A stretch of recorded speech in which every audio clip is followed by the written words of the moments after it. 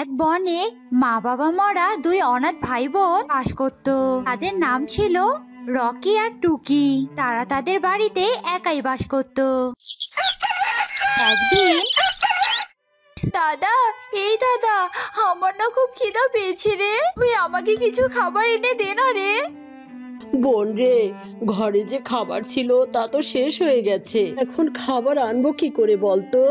আচ্ছা ঠিক আছে বোন, তুই বাড়িতে থাক, আমি বাইরে গিয়ে দেখি কোনো কিছুর ব্যবস্থা করতে পারি কিনা। এই বলে রকি বাহিরে যেতে থাকে। আর তখনই সেখানে রকির মাসি মুন্নি আসে। আরে মাসি, তুমি হঠাৎ এখানে? তো কেমন আছো মাসি? বসো না, বসো। না না, আমি বসতে আসিনি, আমি তো আমার বাড়িটা দখল নিতে এসেছি। তোরা দুই ভাই বোন এক্ষুনি এই বাড়ি থেকে বের হয়ে যা। কেন মাসি, আমরা আমাদের বাড়ি থেকে কেন বেরিয়ে যাব? তুমি বেরিয়ে যাও। কি? যত বড় মুখ নয় তত বড় কথা। শোন, তোর বাবা মা আমার কাছ থেকে অনেক টাকা ধার নিয়েছিল, আর তারা মরার আগে আমার টাকা শোধ করতে পারেনি। আর তাই তো টাকার বদলে এই বাড়ি আমি দখল নিতে এসেছি। এখন বেশি কথা না বলে বেরিয়ে যা, বেরিয়ে যা বলছে এই বাড়ি থেকে। এসব তুমি কি বলছো মাসি? দয়া করো মাসি, আমাদের একটু এই বাড়িতে থাকতে দাও। আমরা কোথায় যাব বলো তো? একটু দয়া করো মাসি। রকি অনেক অনুরোধ করার পরেও মুন্নি তাদেরকে বাড়ি থেকে বের করে দেয়। এরপর দুই ভাই বোন পথে পথে ঘুরতে থাকে আর হাঁটতে হাঁটতে অনেক দূরে গিয়ে কিছু কাঠ সংগ্রহ করে। আর সেই কাঠ দিয়ে ছোট্ট একটা ঘর বানায় আর সেই ঘরেই থাকতে শুরু করে। দাদা, থাকার জন্য তো ঘরের একটা ব্যবস্থা হলো, কিন্তু এখন কি খাবো বলতো? ক্ষুধার জ্বালাই তো মনে হচ্ছে আমি এবার মরেই যাবো রে দাদা। বোন, তুই আর কাঁদিস না রে, আমি একটু যজ্ঞ কাকুর কাছে গিয়ে দেখি কোনো কাজের ব্যবস্থা হয় কি না। এরপর রকি যজ্ঞুর কাছে যায়। যজ্ঞ কাকের ছিল একটি কেকের দোকান। যজ্ঞ কাকু, ও যজ্ঞ কাকু, আমাকে একটা কাজ দাও না গো। আমি একটা কাজ না পেলে আমার বোনটাকে নিয়ে যে না খেয়ে মরে যাব গো। এই শোন, আমার কোনো কাজের লোক লাগবে না, যা তো এখন এখান থেকে, বিরক্ত করিস না। কাকু, দয়া করো কাকু, আমার কোনো মাইনে লাগবে না, আমাদের দুই ভাই বোনকে দুবেলা দুমুঠো খেতে দিলেই হবে। রকির কথা শুনে যজ্ঞ মনে মনে বলে, আরে বাহ, দুবেলা দুমুঠো খাবার দিয়ে আমি যদি এই ছেলেকে দিয়ে সব কাজ করিয়ে নেই তাহলে তো বেশ ভালোই হবে। আমার তো কেকের ডেলিভারি ম্যানও দরকার।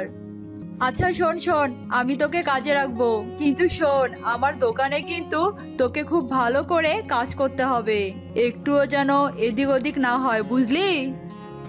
আচ্ছা ঠিক আছে কাকু।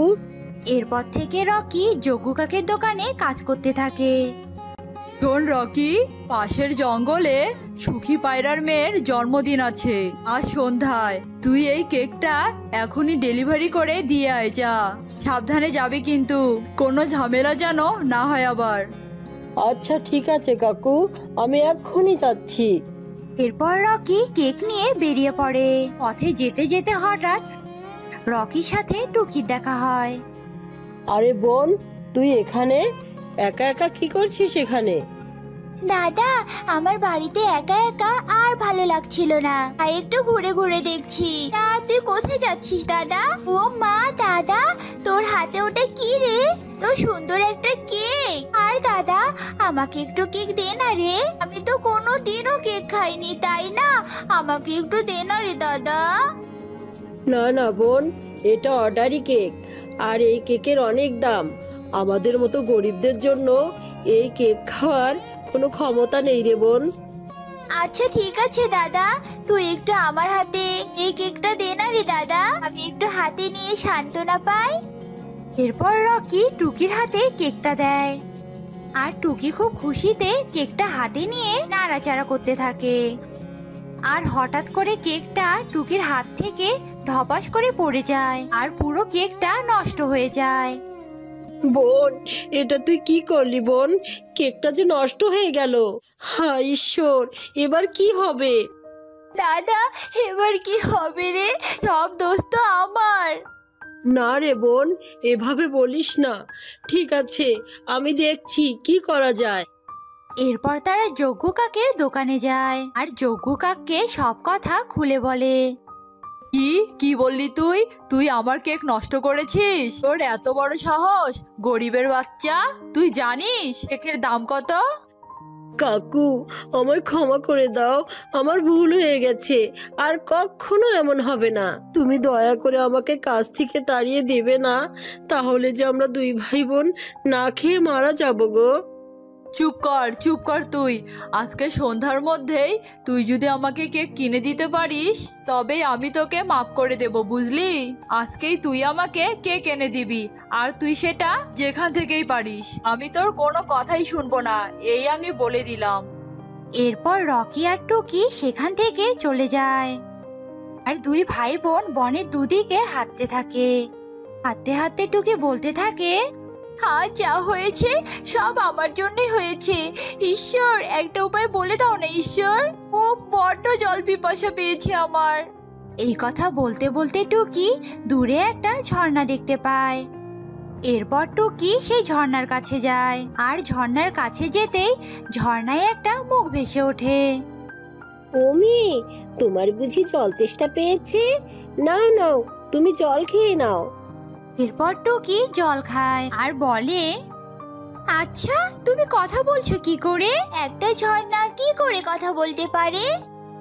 এই মেয়ে, আমি কোনো সাধারণ ঝর্ণা নই, আমি হলাম জাদুর কেকের ঝর্ণা, আর আমি আমার কেক দিয়ে সব ভালো পাখিদের সাহায্য করি।